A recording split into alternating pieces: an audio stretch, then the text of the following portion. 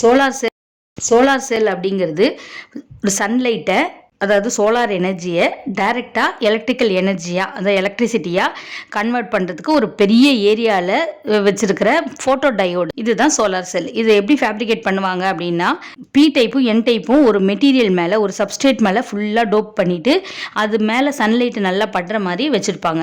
இந்த திக்னஸ் இருக்கு இல்லையா, பி ரீஜன் என் ரீஜன், அது வந்து திக்னஸ் வந்து ரொம்ப கம்மியாக இருக்கும். அப்போ தான் அந்த சார்ஜ் கேரியர் ஜென்ரேட் ஆகுது இல்லையா, அது வந்து அந்த ஜங்ஷன் வழியாக ஈஸியாக டிஃப்யூஸ் ஆகி போகும். இப்போ பி டைப் என் டைப் மெட்டீரியலில் ஒரு லோட் ரெசிஸ்டன்ஸ் வச்சு, அதாவது ஓமிக் காண்டாக்ட் வழியாக கனெக்ட் பண்ணியிருப்பாங்க.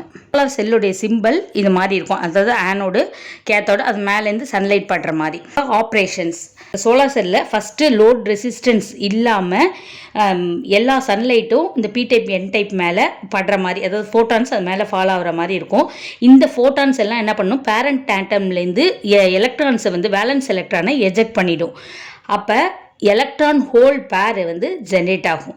இந்த ஜென்ரேட் ஆன எலக்ட்ரான் ஹோல் வந்து சீக்கிரமாக வந்து டிஃப்யூஸ் ஆகி டிப்ரெஷன் ரீஜனை ஃபார்ம் பண்ணிடும். ஸ்ட்ராங் பேரியர் ஃபீல்டுனால எலக்ட்ரான்ஸ், அதாவது மைனாரிட்டி சார்ஜ் கேரியர் பி டைப்லேருந்து என் டைப்புக்கு மூவ் பண்ணி போவோம். அதே மாதிரி ஹோல்ஸ் வந்து என் டைப்லேருந்து பி டைப்புக்கு மூவ் ஆகி வரும். இப்போ பிஎன் ஜங்ஷன் டயோடு இருக்குல்ல, அது வந்து ஒரு ஓப்பன் சர்க்கியூட் மாதிரி இருக்கும். அப்போ எலக்ட்ரான்ஸ் ஹோல்ஸ் வந்து ரெண்டு சைட்லேயும், நடுவில் இருக்க பேரியருடைய எய்தர் சைட்லேயும் அக்குமுலேட் ஆகிருக்கும். இதுதான் ஓப்பன் சர்க்கியூட் வோல்டேஜ் V0 அப்படிங்கிறது.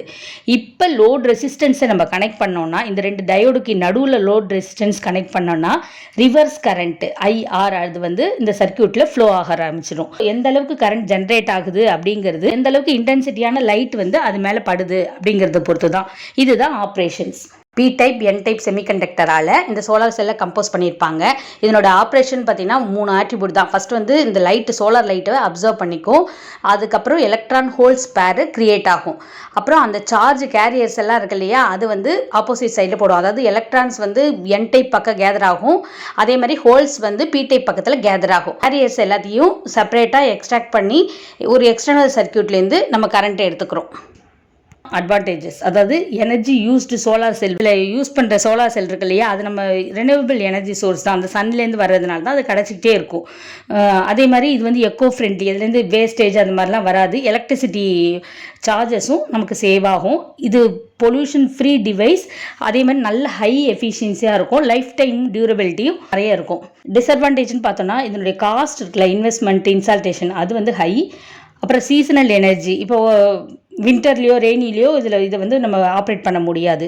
சோலார் பேனல் வந்து நிறைய இடத்த அடைச்சிக்கும், அது ஒரு பெரிய டிஸ்அட்வான்டேஜ். எலக்ட்ரிக்கல் எனர்ஜி வந்து கன்வெர்ட்டடாக டிசியாக தான் இருக்கும். அப்புறம் திருப்பி அதை நம்ம ஏசியாக மாற்றணும். இது கொஞ்சம் ப்ராக்டிக்கலாக கொஞ்சம் டிஃபிகல்ட். என்னோடய அப்ளிகேஷன்ஸ் அப்படின்னு எடுத்துக்கிட்டால், எலக்ட்ரிசிட்டி நம்ம டெய்லி நமக்கு தேவைப்படுற எலக்ட்ரிசிட்டி இதுலேருந்து நம்ம எடுத்துக்கலாம். அதே மாதிரி electricity which may used for commercial பர்பஸ்க்கு யூஸ் பண்ணுறோம்ல, ஃபேக்ட்ரி அந்த மாதிரிலாம், அதுக்கும் யூஸ் பண்ணிக்கலாம்.